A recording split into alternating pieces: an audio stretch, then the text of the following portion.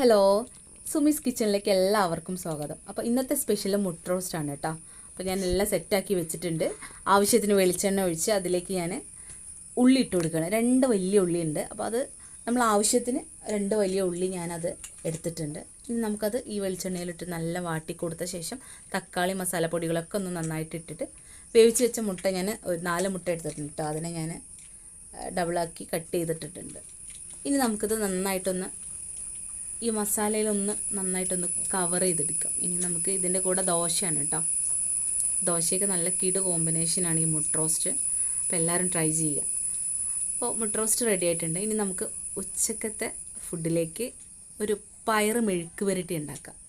വെളിച്ചെണ്ണ ഒഴിക്കുക, കടുക് പൊട്ടിക്കുക, ചീരുള്ളിയാണ് കേട്ടോ നമ്മൾ എടുക്കേണ്ടത്. പക്ഷേ ഞാനിവിടെ ഏകദേശം കുറച്ച് വലിയ ഉള്ളി ഉണ്ടായതുകൊണ്ട് അത് എടുക്കുകയാണ്. അതിലേക്ക് കരിവേപ്പ്, വലിയ ഉള്ളി ഇട്ട് നന്നായിട്ടൊന്ന് ഇളക്കി കൊടുക്കുക.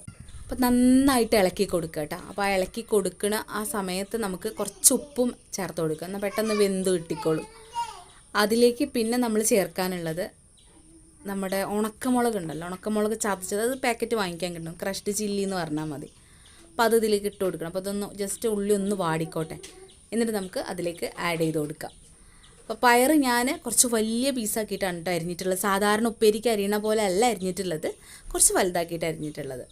നല്ല ടേസ്റ്റാണ് ഇങ്ങനെ ഉണ്ടാക്കിയാൽ. ഇവിടെ ഈ പയർ ഉപ്പേരി പറ്റാത്തവരുണ്ടല്ലോ, അവർക്ക് വരെ ഇത് പറ്റും.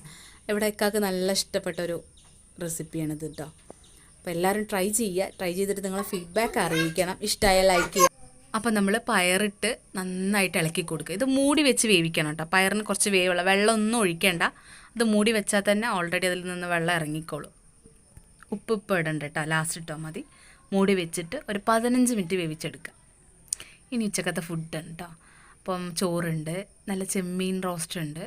റോസ്റ്റ് അല്ല കേട്ടോ, ചെമ്മീൻ ഫ്രൈ ആണ്. പിന്നെ ഉച്ചക്കത്തെ പയറ് മെഴുക്ക് പുരട്ടിയുണ്ട്, തൈരുണ്ട്, ചമ്മന്തി ഉണ്ട്, സാമ്പാറുണ്ട്, പപ്പടമുണ്ട്. പിന്നെ നമ്മൾ രാവിലത്തെ മുട്ട റോസ്റ്റും ഉണ്ട്. അപ്പോൾ എല്ലാവരും ട്രൈ ചെയ്യുക. ഇഷ്ടമായി ലൈക്ക് ചെയ്യണേ.